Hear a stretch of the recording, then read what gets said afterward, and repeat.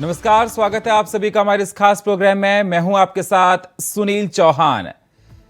BJP आने वाले लोकसभा चुनाव को जीतने के लिए बिसात बिछा रही है। वे विपक्षी पार्टियों के नेताओं को अपने पाले में लाने के लिए लगी हुई है।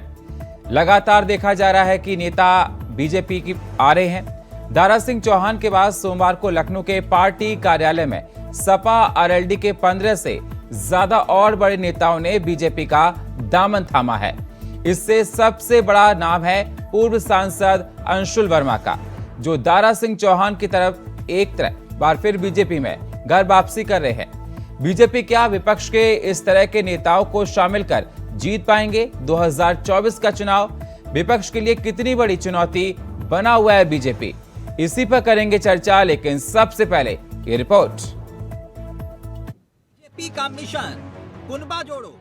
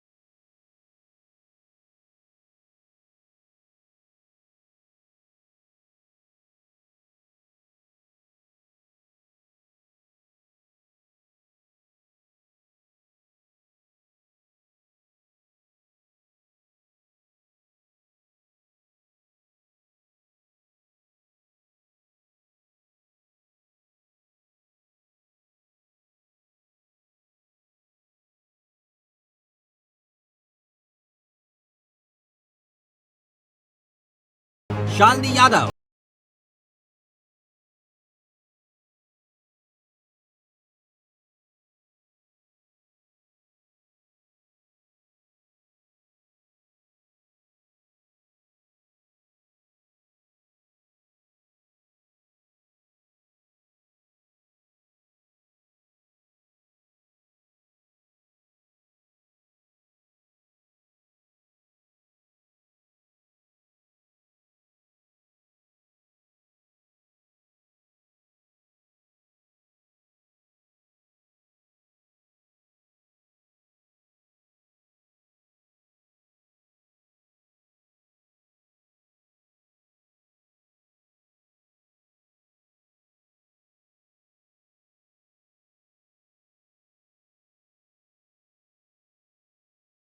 एक मंच पे आने से भारतीय जनता पार्टी में निराशा है, हताशा है, घबराहट है। इसलिए वो भारतीय जनता पार्टी जो 5 साल में एनडीए को भूल गई थी, वो एनडीए के सहयोगियों को आज याद कर रही है, उनकी बैठक कर रही है। उत्तर प्रदेश में वो दूसरे दलों से आए हुए लोगों को ज्वाइनिंग करा रही है, जिससे जनता में ये संदेश जाए कि भारतीय जनता पार्टी मजबूत है। भारतीय जनता पार्टी आज कमजोर हो चुकी है, क्योंकि वो हर मोर्चे पे फेल है। किसान, मजदूर, नौजवान वो बेरोजगारी और महंगाई पे सवाल पूछ रहा है। 2024 के लोकसभा चुनाव में समाजवादी पार्टी विपक्षी दलों के साथ मिलकर भारतीय जनता पार्टी को हराने का महीने में 2 बार इस तरह के बड़े ज्वाइनिंग के कार्यक्रम रखे गए। साफ है, मिशन 80 पर जोर शोर से बीजेपी जुट गई है। इसलिए अब उसने विपक्षी दलों के सभी नेताओं के लिए अपने दरवाजे खोल दिए हैं, जो किसी न किसी वजह से अपने दल से नाराज चल रहे हैं। यानी बीजेपी का मिशन जारी है। कुनबा बढ़ाओ, वोट पाओ। Bureau report, India voice, Lucknow.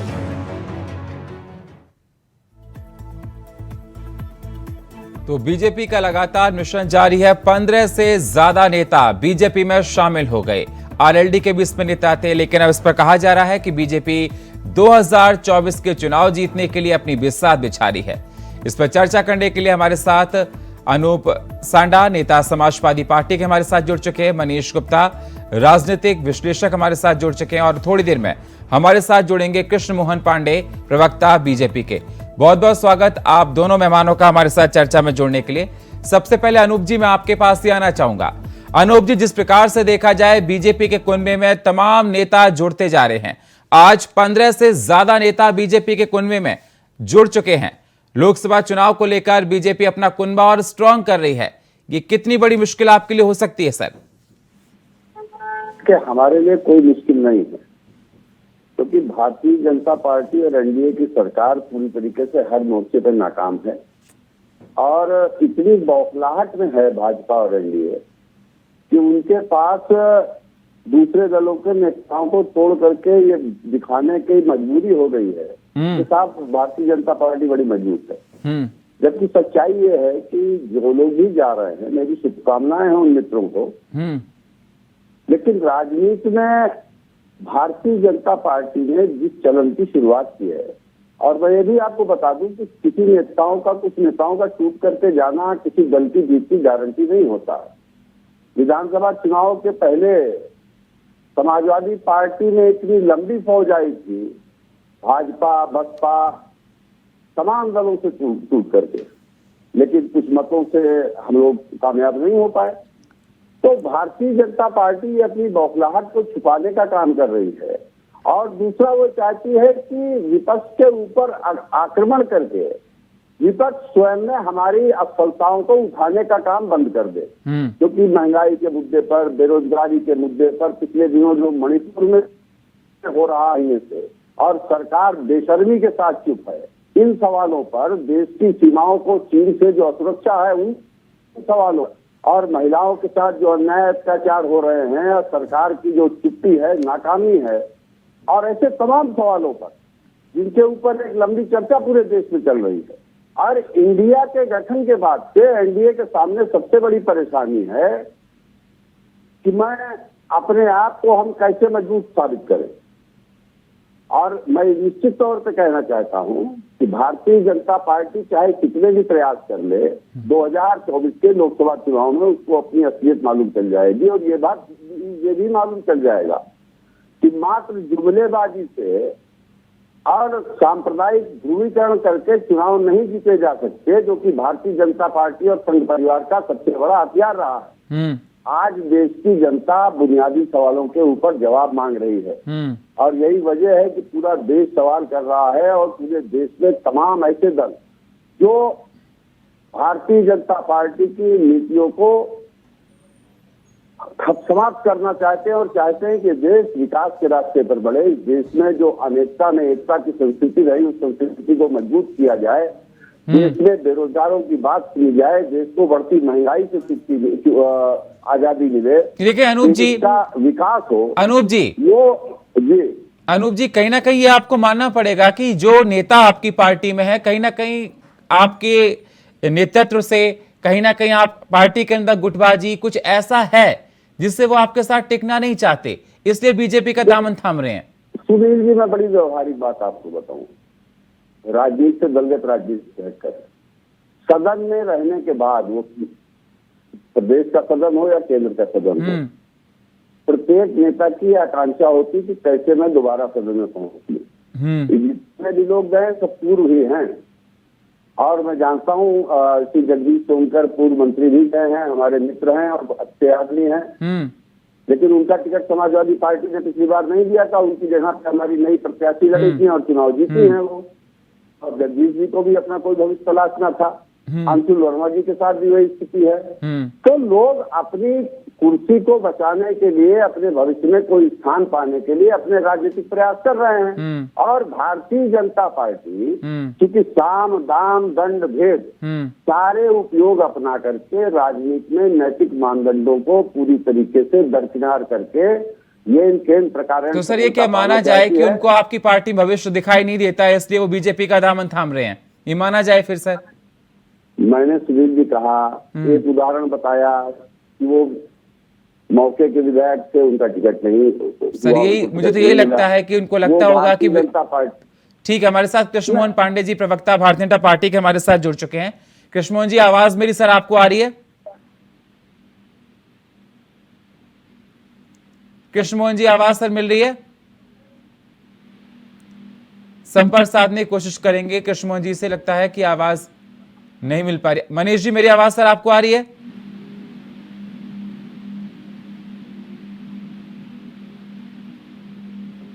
बिल्कुल बिल्कुल, आपको आवाज आ रही है मेरे को? जी, कौन बोल रहे हैं? मनीष जी आप बोले? मनीष कुमार गुप्ता बोल रहा हूँ जी। हाँ मनीष जी, सवाल मेरा आपसे है, जिस प्रकार से देखा जाए 2024 के चुनाव को देखते हुए बीजेपी अपने गुट को बहुत स्ट्रांग कर रही है और बड़े बड़े नेता, चाहे वो किसी पार्टी के हो, चाहे वो समाजवादी पार्टी के हो, कांग्रेस के हो, आरएलडी के हो, लगातार बीजेपी में शामिल होते जा रहे हैं।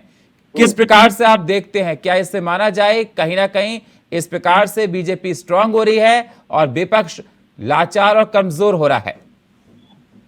देखिए, इसको आप ऐसे समझिए कि इससे विपक्ष लाचार और कमजोर हो रहा है, ऐसा मैं नहीं मानता।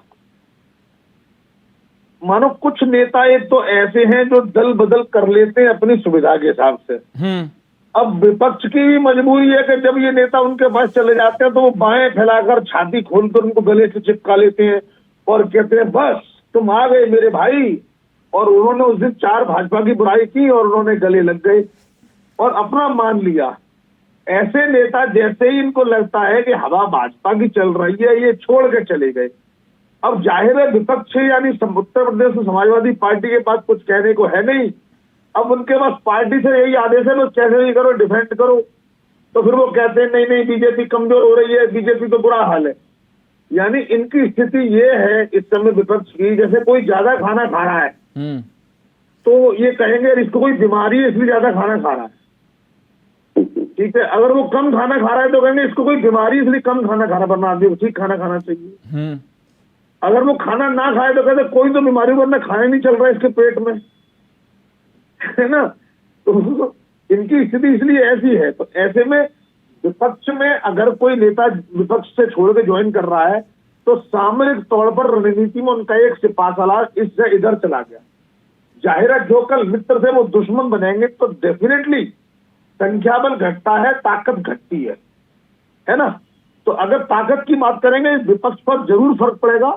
हताशा में विपक्ष चाहे कुछ भी कहे, ये हुआ वो हुआ, जब भाजपा से भी उधर जाते हैं तब भाजपा की ताकत घटती है ना। इसमें कोई चाहे वो अजीत पवार हो या मानो कोई और हो, वही नीतीश कुमार के साथ भाजपा खड़ी थी तो नीतीश कुमार को भाजपा ठीक लगती थी।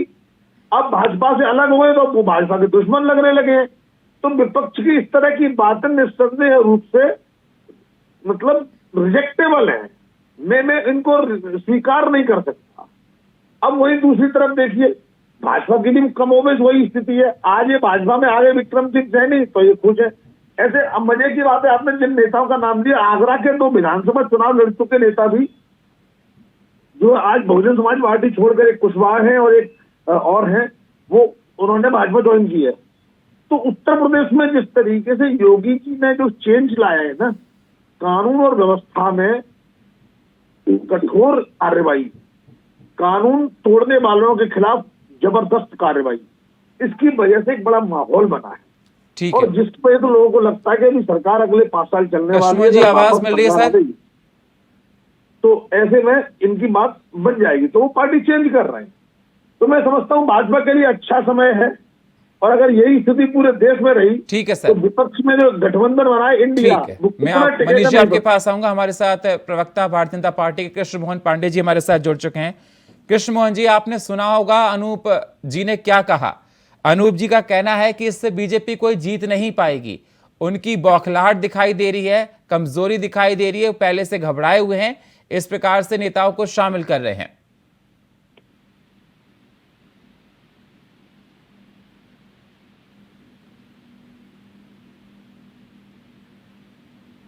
कृष्ण मोहन जी, आपने म्यूट कर रखा है, उसको ऑन कीजिए सर।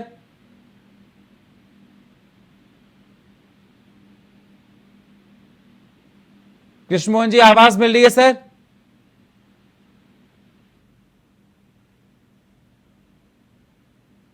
संपर्क फिर हम साधने की कोशिश करेंगे कृष्ण मोहन जी से, आवाज नहीं मिल पा रही है। जी अनूप जी, कितना सहमत थे आप मनीष जी से? उनका कहना है कि कहीं ना कहीं आप लोग कमजोर होंगे। मनीष जी ने जो राजनीतिक विश्लेषण किया, पहले तो मुझे लगा वो चिकित्सक हैं जो खाने के बारे में इतना लंबा उन्होंने बताया, लेकिन अंत में घूम फिर करके वही पहुंच गए जहां वो पहुंचना चाहते थे। यानी योगी जी की सरकार बड़ा अच्छा काम कर रही है और पूरे प्रदेश में जनता में बड़ी उम्मीद की स्थिति पैदा हो गई। आज बाढ़ के हालात है उत्तर प्रदेश में, क्या स्थिति है, ये हमारे मनीष भाई जानते हैं। आज प्रदेश की राजधानी लखनऊ में कानून व्यवस्था की क्या स्थिति, क्या वो मनीष भाई की स्थिति हुई है? कम से कम कानून व्यवस्था पे तो बात ना करो सर। मनीष भाई बात आपकी ठीक है, कानून व्यवस्था पे तो जनता खुश है। आप बाद में बोल लीजिएगा, आप बाद में बोल लीजिएगा। कानून व्यवस्था के लिए कितना भी ढील हो रहा थी, क्योंकि एक बड़ा वर्ग हमारे मनीष जी जैसे मित्र हैं जिन्होंने इस तरीके से प्रचार करना शुरू किया है कि इलेक्ट्रॉनिक चैनल देख करके और तमाम माध्यमों से जो लोग राय बनाते हैं उनको लगता है कि पूरे प्रदेश में राम राज्य आ गया है, जबकि आज स्थिति यह है कि पूरे प्रदेश का एक एक चप्पा चप्पा इस अराजकता की स्थिति में है। और अकेले कानून व्यवस्था की बात क्यों करते हैं? अभी आपने 2 दिन पहले समाचार पत्रों में देखा होगा कि राजधानी के बलरामपुर चिकित्सालय में एक मरीज को 300 मीटर धूप में स्ट्रेचर पर ले जाना पड़ा, उसकी मौत हो गई। ये सरकार कहती है कि हम सबको स्वास्थ्य देंगे, ये सरकार स्वास्थ्य देने में असफल है। इस सरकार ने सरकारी शिक्षा की हालत खराब है, सरकार सही तरीके से शिक्षा देने में असफल है। और तो और जो पिछले चुनाव के समय बड़ा ये सरकार बाजा बजाती थी कि हम पूरे प्रदेश को बहुत अच्छी विद्युत आपूर्ति दे रहे हैं, देश की दूसरे नंबर की सबसे महंगी बिजली और इतनी ज्यादा अनियमित आपूर्ति आज पूरे प्रदेश में है कि ग्रामीण क्षेत्र छोड़िए, जिला मुख्यालयों पे और प्रदेश की राजधानी लखनऊ में कई कई इलाकों में कई कई घंटों तक बिजली जाती है। क्या ये सारे सवाल जनता के देखने के नहीं है? बीच राजधानी में सड़कें धस जा रही हैं। ये सरकार भ्रष्टाचार में आकंठ डूबी है। इस सरकार के मंत्री, ठीक है सर, ठीक है। कृष्णमोहन जी, आपको आवाज मिल रही है सर? जी बिल्कुल मिल रही है सर। जवाब दीजिए अनूप जी की बातों का। देखिए, एक बात स्पष्ट कर दूं कि भारतीय जनता पार्टी अपने पिछले 9 वर्ष के कालखंड में जो विकास किया है, जो अद्वितीय विकास किया है, देश के यशस्वी प्रधानमंत्री आदरणीय नरेंद्र मोदी जी के सशक्त नेतृत्व और के विकास परिपाटी आगे भी चलती रहे, इस बात का भान उत्तर प्रदेश की जनता को, इसलिए उसने 2014 के बाद 17, 19, 22 में भारतीय जनता पार्टी को चुना। चूंकि शासन प्रशासन और एक पिछले कालखंड में एक चर्चा आई थी कि राशन और प्रशासन, बेहतर शासन, बेहतर प्रशासन और बेहतर राशन, एक प्रक्रिया के तहत उत्तर प्रदेश को लोगों को लगा कि भारतीय जनता पार्टी के हाथ में ही उत्तर प्रदेश का भविष्य बेहतर सुरक्षित है। क्योंकि देश का विकास जिस परिपाटी में हुआ, एक लंबे कालखंड से इस देश में भ्रष्टाचार, आतंक, आपने देखा किस तरह से लोग भ्रष्टाचारी होते जा रहे थे, किस तरह से भ्रष्टाचार करके और आराम से अपने घरों में रहते थे, आतंकी आते थे और इस देश में ब्लास्ट करके चले जाते थे, अपराधी खुलेआम घूम रहे थे उत्तर प्रदेश में। एक IT डिपार्टमेंट और समाजवादी पार्टी का, जिसको हमने इनकम फ्रॉम टेरर का एक सिस्टम लेके आए थे। आतंक कीजिए, लोगों को मारिए, पीटिए, FIR नहीं होनी और उससे धन उगाही कीजिए। समाजवादी पार्टी की सरकार में सर्वाधिक महिलाओं के साथ रेप हुए तो 750 दंगे थी उत्तर प्रदेश में, जिसमें 400 दंगे मात्र पश्चिम यूपी में हुए, जो कि समाजवादी पार्टी। कृष्णमोहन जी, विपक्ष लगातार ये कह रहा है कि आपके समय में यूपी में कोई लॉ एंड ऑर्डर ठीक से नहीं है।